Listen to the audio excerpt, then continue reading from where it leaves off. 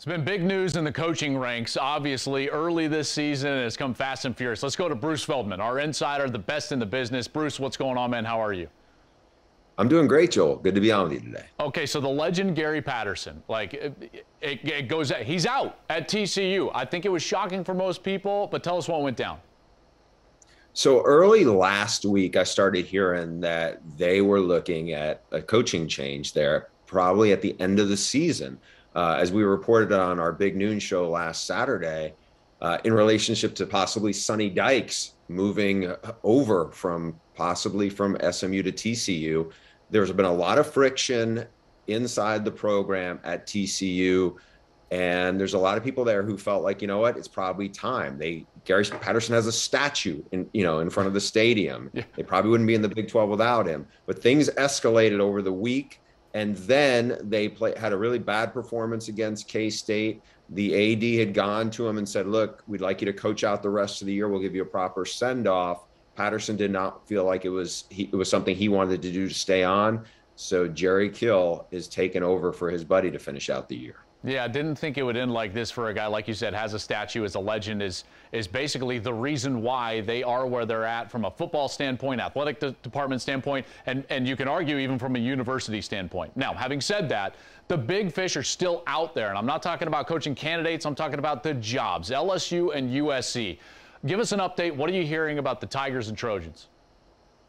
Well, USC is really going through the search committee process to sort out what direction they think is best. I think they're trying to tap into a lot of people because there's a lot of different viewpoints on what USC needs. I mean, we obviously know James Franklin is a guy that people have looked at. Whether James Franklin is willing to leave Penn State at this point, he's not having a great year now. I mean, since this job came open, just in the last month, they're on a 3-game losing streak. I mean, it's not a stretch to think they could go 8-4, even 7-5. You know, how would that play, whether it was at USC or potentially even at LSU? The LSU one is really interesting because even though Jimbo Fisher at Texas A&M had said he plans to remain on at A&M, and that kind of doused a lot of the speculation that Scott Woodward, the AD at LSU, would be able to hire him again. Remember, Woodward, when he was the AD at A&M, was able to pry Jimbo Fisher away from FSU. From what I'm hearing from people around LSU is that Scott Woodward is not giving up easily, and he feels like he may be able to pull Jimbo Fisher again, even though the A&M people are like, that's not happening. So we'll see how that plays out. Mel Tucker's a guy that has obviously had a terrific year and done a really good job turning around Michigan State. He's a former LSU assistant, former Nick Saban assistant. He is very well thought of by a lot of people inside LSU, especially some really influential people. But ultimately, this will be Scott Woodward's hire. Can Jimbo Fisher really say no to him? We'll see.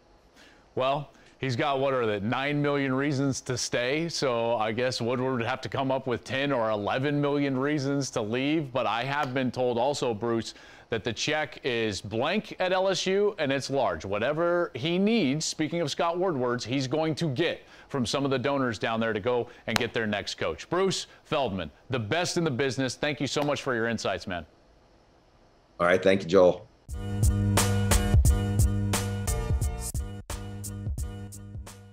Hey, thanks for watching. If you enjoy that clip, make sure you click subscribe somewhere down here. From game highlights to exclusive interviews and rankings, we've got everything you need as a college football fan right here, College Football on Fox.